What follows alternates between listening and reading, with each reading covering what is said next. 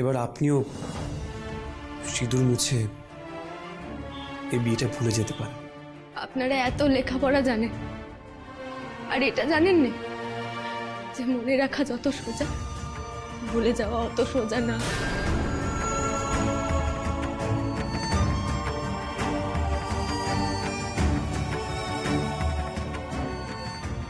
এই যে এত কিছু, তা আমি এক মুহূর্তে কি করে ভুলে যাই বলুন তো? আপনি আপনার প্রতিজ্ঞা ফিরিয়ে নিয়েছেন, কিন্তু আমি তো নিইনি। এই বিয়েটা আসল নয়, সেটা যেমন আপনার কাছে সত্যি, আমার কাছে সত্যি এই সিঁদুর।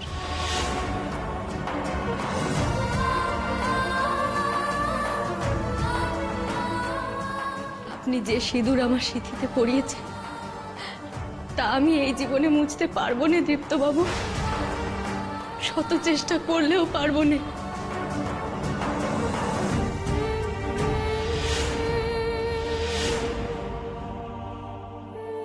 দেখুন, আপনি কিন্তু ভুল করছেন। একা একা বিবাহিত থাকা যায় না, আর আমি যা বলার সবটা বলেই দিয়েছি। এবার বাকিটা আপনার ইচ্ছে। দাঁড়ান,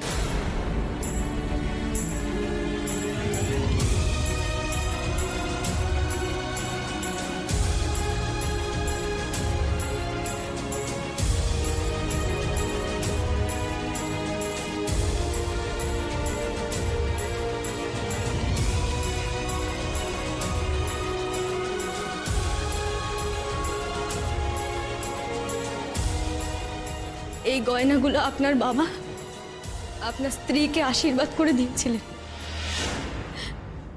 কিন্তু আপনি তো আমাকে স্ত্রী হিসেবে মানেন না।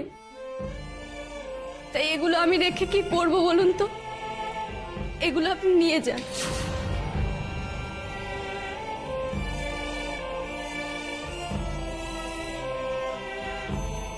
ফেরত দেওয়া দরকার নেই, এগুলো আপনি রেখে দিন। একবার দিয়ে দেওয়া জিনিস আমরা ফেরত নিই না।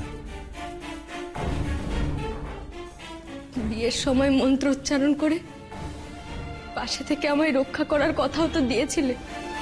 দেওয়া কথা ফিরিয়ে নিতে পারেন, আর দেওয়া গয়না ফিরিয়ে নিতে পারবেন না।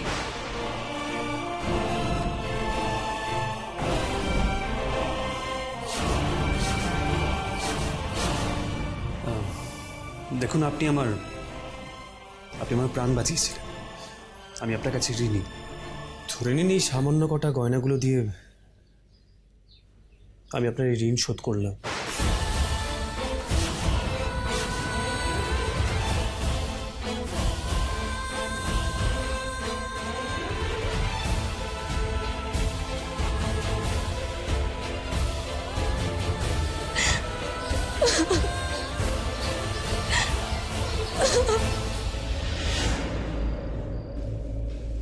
মাগো, উনি যে সত্যি সত্যি তোমার পা ছুঁয়ে সম্পর্কখান ভেঙে দিয়ে গেলেন মা।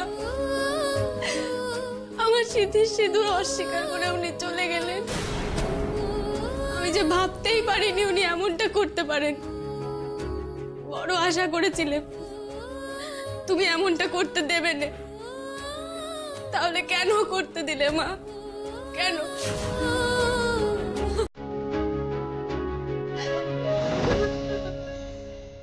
বাবা, জামাই নিশ্চয়ই মায়ের পায়ে হাত দিয়ে ফিরিয়ে নিতে পারবে না, তাই না?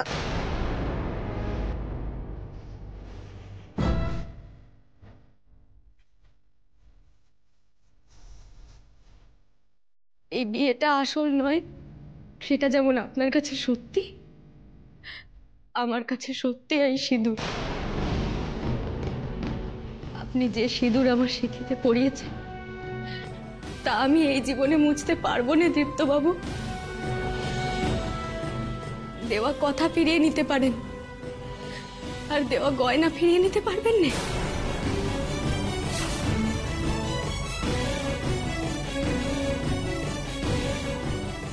শ্রীনয়নী কোথায় দীপু? তুই একা বেরিয়ে এলি কেন?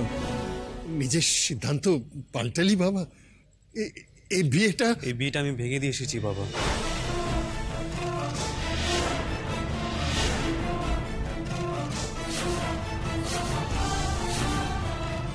উনি যা চেয়েছেন আমি তাই করেছি। মা বিশালাক্ষীর পা ছুঁয়ে আমি আমার প্রতিজ্ঞা ফিরিয়ে নিয়েছি।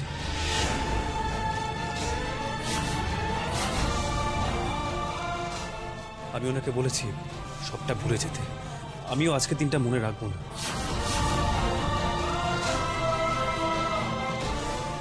বাবা, আমার কাজ শেষ। তুমি আমার সাথে যাবে না? আমি বেরিয়ে যাব। আমাকে একটু সময় দে দীপু, মেয়েটার কাছে অন্তত ক্ষমাটুকু চাইতে দে। আজ আমি বড় ছোট হয়ে গেলাম, নিজের কাছেই ছোট হয়ে গেলাম। ওর কত বড় সর্বনাশ যে আমি করে গেলাম সে তুই জানিস না।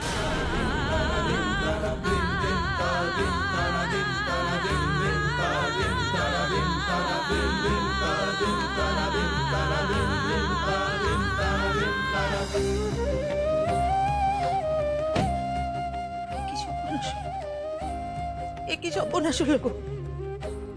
অনয়ন, অনয়ন, কি হবে রে তোর? কি হবে? কি হলো মা? এত বছর নিষ্ঠা ভরে তোর পুজো করার এই ফল, এইভাবে তার পুরস্কার দিলে মা?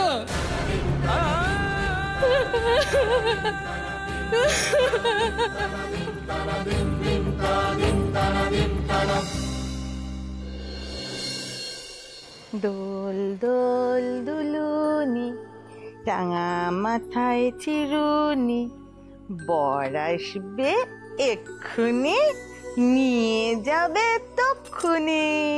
মামা, কি হয়েছে? আমারও কি বর আসবে মা? আসবে তো। রাজপুত্রের মতো বর এসে আমার রাজকন্যাকে নিয়ে চলে যাবে। বর এসেই নিয়ে চলে যাবে? হ্যাঁ, তোমার কাছে একটু থাকতে দেবে না? কিন্তু তোমার ছাড়া আমি থাকবো কেমন করে মা? দূর বোকামে, বিয়ে হয়ে গেলে তো বরের সঙ্গে চলে যেতে হয়।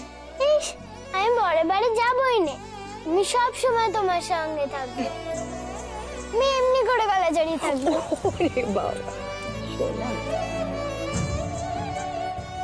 ছোটবেলার কথা কান যে সত্যি হয়ে গেল মা। আমি যে সত্যি সত্যি তোমার কাছেই রয়ে গেলাম। তোমার বুকের পাষাণ ভার আরো বাড়িয়ে দিলেন মা। কুমুর ঠিকই করেছিল, আমি পোড়া কপালি। আমারই উচিত হয়নি এমন স্বপ্ন দেখা।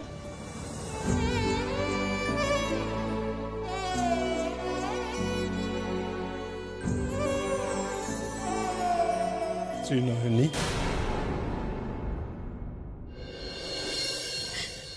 আপনারা জাননি? তবে কি দৃপ্তবাবু?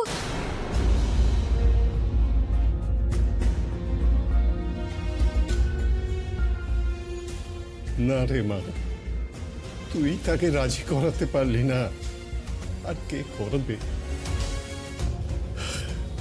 আমরা এখান থেকে চলে যাচ্ছি। শুধু যাবার আগে তোকে একটা কথা বলতে চাই।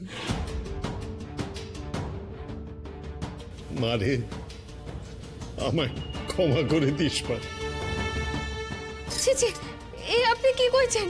ঠিকই করছি রে মা, আমি যে খুব স্বার্থপর হয়ে গিয়েছিলাম রে মা।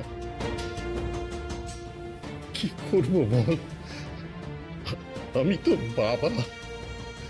ছেলেটাকে বাঁচাবার জন্য আমি একেবারে মরিয়া হয়ে উঠেছিলাম। বুঝতেই পারিনি ছেলের কথা ভাবতে গিয়ে আমি তোর সঙ্গে কি অন্যায়টা করছি। ছেলেটাও বুঝলো না। আমাকে ক্ষমা করে দিস মা।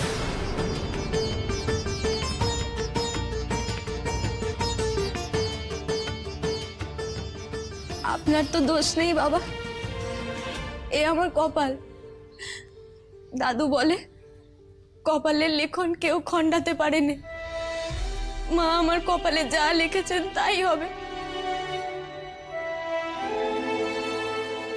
মা যে আমার ছেলেটার কপালে অনেক বড় বিপদ লিখে রেখেছেন রে ত্রিনয়নী। একবার তুই বাঁচিয়েছিলি, কিন্তু এরপর তো আর তুই থাকবি না, তখন ওকে কে বাঁচাবে রে? কিসের বিপদ ওনার? ও তো বিপদের মধ্যেই বাস করছে রে মা। যতদিন যাচ্ছে বিপদ আরো ঘনিয়ে আসছে, কিন্তু সে বিপদ যে কোন পথে আসবে তা তো আমার জানা নেই। তাই তোর সাথে এত অন্যায় হওয়ার পরেও স্বার্থপরের মতো তোর কাছে ভিক্ষে চাইছি। মা, তুই তো আগাম সব দেখতে পাস, যদি কখনো কোনোদিনও তৃপ্তর কোনো বিপদ দেখতে পাস আমাকে জানাস মা। ছেলেটাকে বাঁচানোর জন্যে এটাই আমার কাছে একমাত্র উপায়।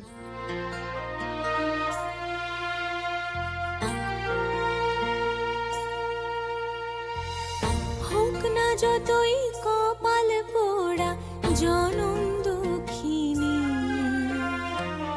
পরের ভালো করতে চলে সে ত্রিনয়নী। যা কেউ দেখে না তাই দেখে সে, চোখের জলের ভাঙলো বুঝি বাঁধ।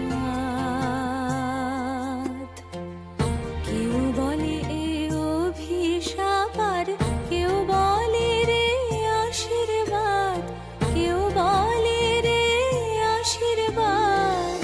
অভিশাপ আর আশীর্বাদে দোলায় দুলুনি, পরের ভালো করতে চলে সে ত্রিনয়নী। সবার বিপদ দেখতে পাই, নিজের বিপদ কেন দেখতে পাই না মা?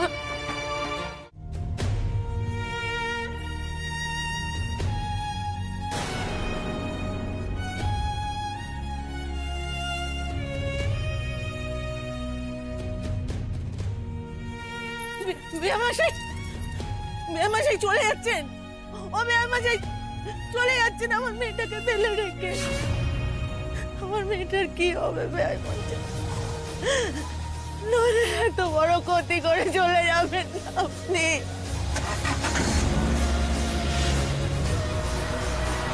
মেয়ামাশাই, মেয়ামাশাই যাবেন না, মেয়ামাশাই যাবেন না, যাবেন না মেয়ামাশাই, ছেড়ে দাও।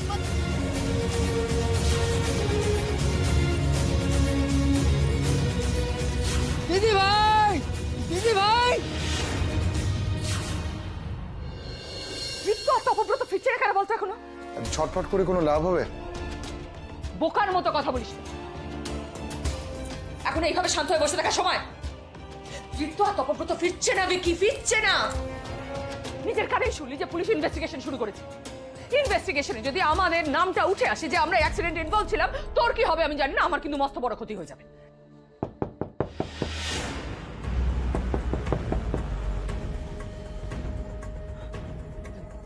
তৃপ্ত এসছে নিশ্চয়ই। যা গিয়ে দরজাটা খোল, যা। দীপু, মা, টুকি। ও গড, তুমি তুমি কেন এখানে? আমি আপনার জন্য নিজে হাতে খাবার বেড়ে নিয়ে এসেছি। আমি কি তোমাকে এই উপকারটা করতে বলেছিলাম? না, আপনার খিদে পেলে আপনি মুখ ফুটে কখনো বলেন না মা। বিয়ের আগে মা আমাকে বলে দিয়েছিল যে শ্বশুর বাড়িতে গিয়ে মেয়েরা কখনো খাবার কথা মুখ ফুটে বলে না, আর ওখানে গিয়ে ভদ্র হয়ে থাকবে। তাই তো আমি আপনার জন্য খাবার নিয়ে আসলাম মা। আপনিও তো এই বাড়ির বউ, এটা আপনার শ্বশুর বাড়ি। আপনি যখন খাবারের জন্য নিচে নামলেন না, তাই আমি নিজে হাতে বেড়ে নিয়ে আসলাম। চুপ করো। কেন আকবারি কাজগুলো করো তুমি? হ্যাঁ, যাও খাবার নিয়ে যাও, নিয়ে যাও। আমি খাবো না, যাও। না না মা, প্লিজ একটু খেয়ে নিন। আমি বুঝতে পেরেছি আপনার খিদে পেয়েছে বলে মাথাটা গরম হয়ে গেছে। আপনি একটুখানি খেয়ে নিন, দেখবেন মাথাটা একেবারে ঠান্ডা হয়ে যাবে। তুমি যাবে নাকি? আমি বুঝেছি, খাবারটা আপনার পছন্দ হয়নি তাই না? আচ্ছা ঠিক আছে, আপনি বলুন আপনি কি খেতে চান, আমি সেটাই বানিয়ে নিয়ে আসবো। বিষ, এক বাটি বিষ এনে দিতে পারো তুমি আমায়? ও মা, এ কি এত কিছু থাকতে বিষ খাবেন কেন? আনছি মা, এক্ষুনি আনছি, যত তাড়াতাড়ি সম্ভব। ও ডিসকাস্টিং, ননসেন্স, জ্বালিয়ে পুড়ে বাচ্চা আমাকে। কাম ডাউন দিদি, শান্ত হ, শান্ত হ, মাথা ঠান্ডা কর। এভাবে টেনশন করলে তোর নিজেরই শরীর খারাপ হবে। পাচ্ছি না ভিকি, ট্রাই টু আন্ডারস্ট্যান্ড, আমি জাস্ট পাচ্ছি না। আমি যতক্ষণ না জানতে পারছি ওদের মনে মধ্যে কি হচ্ছে, আমি শান্ত হতে পারছি না। একটা সাজেশন দেবো? সাজেশন? তোর সাজেশন কে অবস্থা? আমার সাজেশন? যেটা হয়ে গেছে সেটা নিয়ে এখন কথা বলে তো কোনো লাভ নেই। এখন যেটা বলছি সেটা মাথা ঠান্ডা করে শোন। দীপ্তকে একটা ফোন কর। ওর ফোন বন্ধ থাকছে। আহা, করেই দেখ না, ফোনটা খোলাও তো পেতে পারিস। কি বলবি? একদম নর্মালি জিজ্ঞেস করবি যে মাধবপুরের কাজ শেষ হতে আর কতদিন বাকি।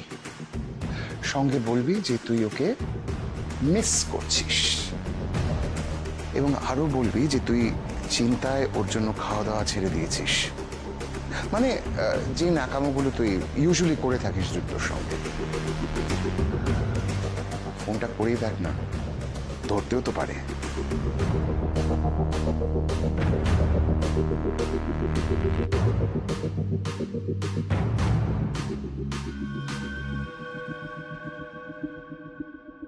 বাচ্চা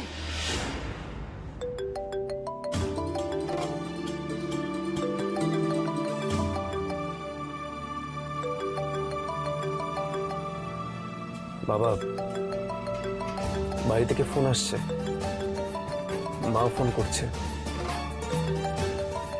বাবা, এখন তো চাইলে আমি ফোনটা ধরতেই পারি, এখন তো তুমি আমাকে আর বাধা দিতে পারবে না, কিন্তু আমি ফোনটা ধরবো না। তার আগে তোমার সাথে আমার কিছু জরুরি কথা আছে। কি কথা বল? আমি জানি না আদৌ তুমি আমার রিকোয়েস্ট রাখবে কিনা, তবুও বলছি বাবা, তুমি বাড়িতে গিয়ে অন্তত এই বিয়ের ব্যাপারে কাউকে কিছু বলো না প্লিজ। বলবো না? না বাবা, আর বাড়ি ফেরার আগে তুমি ধুতি পাঞ্জাবিটা চেঞ্জ করে নাও, নর্মাল ড্রেস পরে নিও। আমি সামনে কোনো একটা জায়গা দেখে দাঁড়াবো।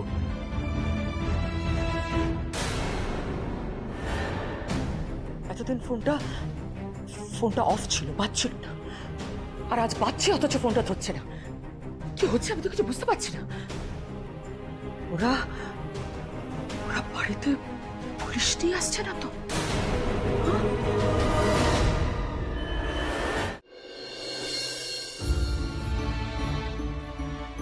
দিদি ভাই, এ কি সর্বনাশ হলো রে তোর দিদি ভাই। এ আমি কি করলাম? কেন আমি বিয়ে দিতে রাজি হলাম? আমাকে তুই ক্ষমা কর দিদি ভাই। তুমি কি পাগল হলে দাদু? তুমি ক্ষমা চাইছো কেন? তোমার কি দোষ দাদু? আমারই তো দোষ দিদি ভাই। কেন রাজি হলাম এই বিয়েতে? বড় ঘর থেকে মাথাটা কেমন ঘুরে গেল, মনে হলো তুই সুখে থাকবি। আমার বোঝা উচিত ছিল তেলে জলে কোনোদিন মিশ খায় না। ওরা বড় লোক, আমরা হদ্দ গরিব। ওরা তো আমাদের নিয়ে ছেলে খেলা করবে। আমাদের কষ্ট, দুঃখ, আবেগের কি দাম আছে ওদের কাছে দিদি ভাই? ভুল হয়ে গেল দিদি ভাই, বড় ভুল হয়ে গেল। নিজের হাতে আমি তোর মুখে শেল বিঁধলাম। কেঁদো না দাদু, কেঁদো না। তুমি তো আমার ভালোই করতে চেয়েছিলে নাকি? তুমি কি জানতে আগে থেকে বলো এমন হবে? তাহলে তুমি নিজেকে দোষ দিচ্ছ কেন? তাছাড়া আমার তো কোনোদিনও বিয়ে হবার কথাই ছিল না দাদু। সবাই তো বলতো আমার বিয়ে হবে না, আমিও মনে মনে তাই জানতাম। আমিও তো ভাবিনি যে কোনোদিনও কনের সাজে সাজবো, গলায় মালা, বেনারসি শাড়ি। মনে মনে কি সাজ ছিল না? খুব ছিল। শুক্লাদির বিয়ে দেখে আমারও খুব ইচ্ছা হয়েছিল কনের মতো সাজার, সাজগোজের ইচ্ছেটুকু তো অন্তত পূরণ হলো দাদু। তুমি যদি রাজি না হতে তাহলে তো আমার এইটুকু ইচ্ছাও পূরণ হতো না দাদু। নয়ন, শিগগির চল, তোর মা কাঁদতে কাঁদতে বাইরে অজ্ঞান হয়ে গেছে।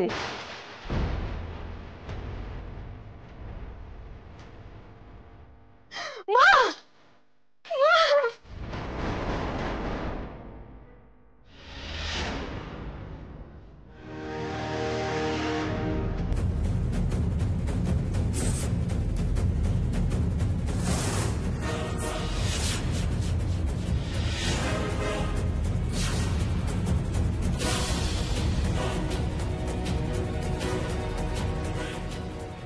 কি তপব্রত বাবুর কার্ড এখানে? এত বড় ধান্দাবাজ ওই তপব্রত বসু ক্ষমা চাইবার নাম করে এসেও দিদিভাইকে ব্যবহার করতে চাইলো। ওনার ছেলে বিপদে পড়লে যাতে যোগাযোগ করতে পারে তার জন্য এই কার্ড। স্বার্থপর কোথাকার। এত কিছুর পরেও মানুষটা স্বার্থ ভোলেনি। কি কুক্ষণে যে আমি এই মানুষটাকে বিশ্বাস করেছিলাম।